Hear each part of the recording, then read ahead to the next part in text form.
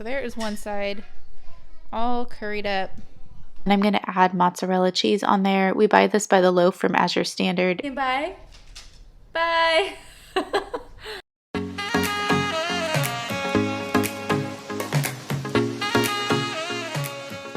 Hello everyone, welcome to another week of meals. I have so many exciting things to cook this month, and today is the first day of our meal plan.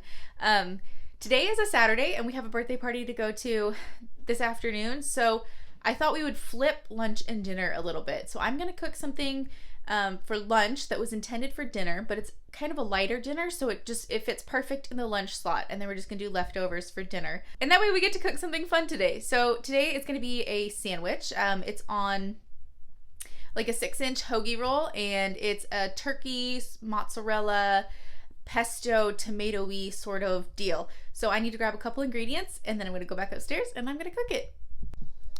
Okay, I need some diced tomatoes, and I think that's all I need. I should take bets for how long this shelf is gonna last. We moved it down here because the baby kept hanging on it and it's sagging, but it's kind of perfect for this. This storage is very temporary. We're only gonna be in this house for, I don't know, maybe a year, so we're just getting through. I started by cooking 2 tablespoons of garlic in olive oil, and then I squeezed all the juice out of my diced tomatoes and I cooked it down in here. And you want to cook all the moisture out or else your sandwich will be soggy. So this is just a nice topping for the sandwich. Also, I appreciate that everybody tolerates my voiceovers because this is what's usually going on in the background. So. Okay, to the adult sandwiches, I'm just going to add some store-bought pesto, and then I'm going to add these cooked down dried tomatoes to each sandwich. And I left one sandwich for the kids because they just wanted turkey and cheese. And then I've been using this brand of turkey breast. It is pricey, but we don't eat it very often, and it's worth it to us to have high-quality meat. Okay, and then I'm going to add mozzarella cheese on there. We buy this by the loaf from Azure Standard, and it's really high quality. And then it goes in the oven at around 400 and just cooks until it's warm and melty. Hi everyone, I have a super quick dinner tonight. We need to use up some leftover pasta sauce that I've had frozen in the freezer.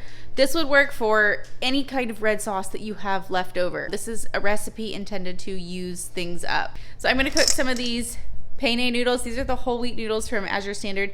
We are trying to use these up. They are good, but we don't prefer the whole wheat. So I'm gonna do this. I'm gonna stir in some of the sauce. Here I have 4 tablespoons of butter, and I'm just gonna make, I think it might be called a bechamel sauce. I don't really know. I'm just making like a white cream sauce. 4 tablespoons of butter, a 1/4 cup of flour. I'm gonna sprinkle in some salt, a little bit of pepper, and then I'm gonna taste it and see if it's all right. And then I'm just gonna pour it on top of this in a pan, and I'm gonna top it with mozzarella and parmesan and bake it and hope that it's tasty. This isn't a gourmet meal. I'm sure you could follow a formal recipe to make something similar to this. I guess it's like a ziti, but this is just like I'm trying to use things up in the kitchen. So for that purpose, I'm sure it will be delicious. Okay, I'm adding a sprinkle of nutmeg because I see people do this all the time to white sauce, and I guess it's fancy. I don't know. I also added some garlic powder to the sauce, just a little bit, so that it wasn't plain. And then I poured it over my pasta. Here's the pasta with the sauce stirred in. And then I pour this sauce over. Oh, it looks so good already. And then I put the parmesan on top. And then I also added a layer of mozzarella. I baked it at 400 until it looked right, until it was crispy on the top, you know? And this was delicious. This was amazing for a recipe that was just using up a few things. Hey y'all, it is Monday night. I need something quick tonight just because it's beautiful and I don't want to be in the kitchen and my baby is kind of cranky. So I don't want to be cooking in here for a long time. I'm going to make some honey garlic shrimp and serve it over rice with some roasted veggies on the side. For this recipe, you basically just put honey and soy sauce in a bowl and you mix it up, and then you marinate the shrimp in half of the sauce and then use the rest of the sauce for cooking. Sometimes I double the sauce just so you have extra sauce for spooning over the rice. So I will write just like the normal amounts, like for one recipe in the description box, but just keep that in mind. You might want extra for spooning over the rice if you really like saucy, you know, like you put it over the rice and the veggies, and it's really good that way. So, okay, let's cook. Saying bye? Bye. Okay, here's the shrimp. I've had this marinating in the fridge for maybe 2 hours. And then I've got the extra sauce here in a bowl. I did end up doubling the recipe just because we usually want the extra sauce. And then I've got some rice cooking here and then broccoli cooking in the stove. And then I'm going to cook these shrimp. They cook super fast, just in a little bit of oil. And then towards the end, you add the reserved sauce, and it just comes together really quick. This is such a great weeknight meal. I think you can marinate the shrimp up to 8 hours ahead. So that really gives you time if you're busy and you just want to get this as prepared as possible before heading out the door in the morning or something like that. So to assemble the adult bowls, I just took the rice and I added just a little bit of sesame oil. Don't overdo it because it's already super flavorful. So if you add too much sesame oil, you kind of just wish you had some plain rice. But this does make it really tasty. And then I sprinkled some sesame seeds on top of that. And then you top it with your broccoli and your shrimp and some extra sauce if you want. And it's a really good meal. Hey everyone, it's the last night of this Cook With Me. Tonight we are doing a Japanese chicken curry. I say it's Japanese because we used to buy the Japanese curry melts, if you know what I'm talking about, from the grocery store, and they're delicious. Love them, but they are full of junk. They've got food dyes in there and a ton of preservatives. And so once we realized that this is kind of one of our family's favorite meals, I went to testing and I came up with my own little copycat. Basically, it's an oil and flour roux, and then you put these spices in there to bloom. And that it takes the place of the Japanese curry roux blocks that you would buy at the store. If you just want to try this recipe to see if you like it before you go the extra mile to make your homemade roux, just sub what I do for the roux for those blocks, and the recipe works the exact same way. And yeah, it's delicious. So let's get cooking. I'm gonna make the roux first. I like this recipe because I can make it kind of throughout the day. I typically do the roux earlier in the day, and then I'll cook the curry in the early afternoon because it reheats really well. And then I can just focus on cooking up the naan bread when it gets closer to dinner time, and I'm not doing everything at once. So let's cook. Okay, the first step for the roux is you blend up all your spices in a bowl just so they're ready to go once your roux is towards the end of cooking. I want to point one thing out. When I write chili powder in the recipe below, it is not like... It's not the chili powder that you would put in like chili with cumin. It is this chili powder. I'm sure there are other brands. This is what controls, oh geez, I just got it all over my kitchen. This is what controls the spice in your curry, okay? So I cook for a lot of little kids. I only do a 1/4 teaspoon of this in my roux. It's not very spicy at all. So if you really want your curry spicy, crank that up or just sprinkle some on at the end. My husband does that sometimes, but it adds up really fast. So this stuff is potent and will go a long way. Here is the spice mixture. It is the same spices that you would find on the back of a package of golden curry without the preservatives and color enhancers. Why do you need color enhancers when you have this beautiful curry powder? We buy the curry powder in bulk from Azure, and we go through a few pounds a year, so makes great curry. Okay, so I'm gonna start my roux. I'm gonna use avocado oil. You can use vegetable oil, canola oil, whatever oil you have. Don't recommend olive oil though because it has a lower smoke point, but the avocado oil, I like it because it's a little bit healthier for you than canola. And I do sub canola out for avocado in recipes like this where I don't need a ton. If I'm deep frying, I do typically still use canola because I'm not made of money. Now I'm going to add a 1/4 cup. I have a 1/3 cup here, so I'm just going to make it scant. A 1/4 cup of flour and whisk it up.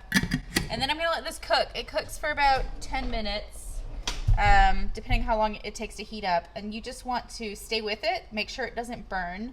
But it is going to get really, really dark to make your roux. And that is the base for your curry. This is also very similar to how I do our base for gumbo. So, okay, so when it starts to pick up color, I feel like that's when you really shouldn't walk away because it does start to burn pretty quickly. But you can see it starting to darken a little bit. It will not ruin your dish if you don't take it much further than this. But of course, the further you take your roux, the darker you make it, the more flavorful your dish will be. So your call, just depends how much time you have, how patient you are. I'm gonna call it. I have a squirmy baby on my back. I'm gonna sprinkle these in right at the end. Just let them bloom for a second. And okay, and that's about it. I'm gonna take this off the burner and just set it to the side until I need it. My roux is done. I think I'm actually just gonna jump straight into making the curry because I have some cookies I want to make later for my dad's birthday. So I have a Dutch oven here. I've also used a regular pot. Just use what you have. It'll be fine. My garlic, I'm just gonna do 1 onion and 1 of these pucks. I don't know, 1 puck is probably three cloves of garlic. So the trick with the onions is low and slow because you don't want them to burn, but they do need to cook enough that they're not crunchy at all anymore. So that takes quite a while and there's lots of potential for burning. So yeah, I've definitely made this where I skimped on cooking the onions long enough and then you end up with crunchier onions in your curry. And it doesn't ruin the meal, but it's definitely not, it's not exactly desirable either. So I'm gonna make sure there's plenty of oil in here and cook them until they're done. And then we're gonna remove them to a separate plate and then we'll cook the chicken in here and then we'll continue cooking our sauce in here. Now I need to season this chicken. Also, I'm open to suggestions. I do not like putting this meat on a wooden cutting board. We phased out all of the plastic cutting boards in our house and got these wooden ones, but now I have nothing to cut meat on that can go in the dishwasher. I've considered buying some glass ones, but I've also heard bad things about those. I don't know what to do. So for now, we just extra sanitize these. We scrub them with salt and lemon and whatnot. Seasoning is really simple. We just do salt, pepper, tons of curry powder, both sides, and that's it. I don't think you can over curry these. I mean, I put a ton of curry powder on, so I'll show you. So there is one side all curried up. You're gonna flip it and repeat the seasonings.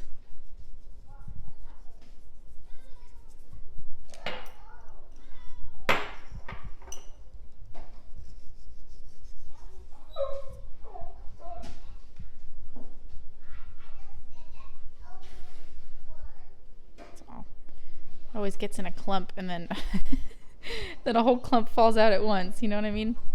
Okay. And then I like to just spread it around, make sure everything gets curried. So then this cooks, and then once it's cooked, you chop it up into bite-sized pieces. Okay. Here are my finished onions and my roux waiting to be used, and then my chicken is going to cook here. I will say one downside of this recipe is this whole taking it in and out of the pot, but I haven't found a great way to do it otherwise. So there are some recipes that you just go all out for, and I feel like this is one of them. So my chicken has been removed. I'm just going to let it sit for a second before I cut into it, and I am now whisking up my roux. I just poured it straight in here. I'm gonna use it to help get some of the fond off the bottom of the pot. No need to scrape your pot out unless you really burnt your chicken on the, you know, because then the fond wouldn't be as appetizing. I have done that, that's why I'm saying that. Then I'm just gonna add a jar of pasta sauce. I use like a tomato basil, and I really like this brand from Costco because it's organic and it's just easy to have around.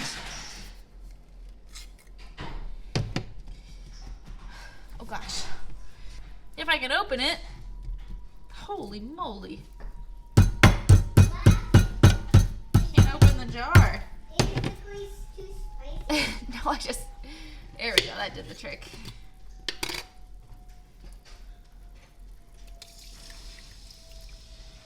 Okay, ooh, I need a longer spatula. Now I'm just gonna throw my onions in here.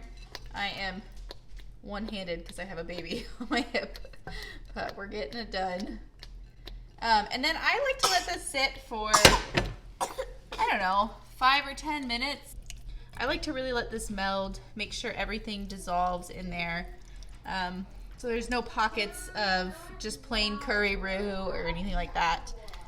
So this is the roux, the sauce, and the onions.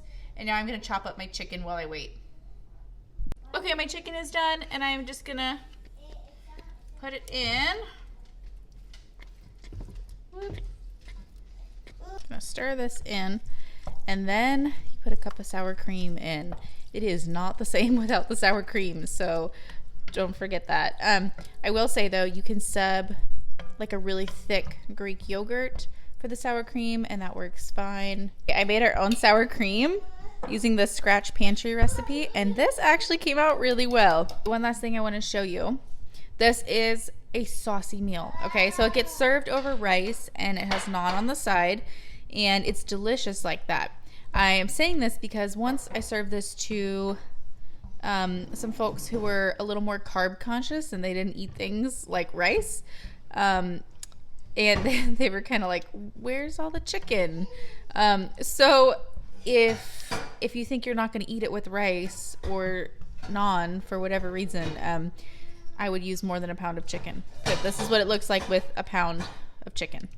Okay, and lastly, I make my rice and my naan.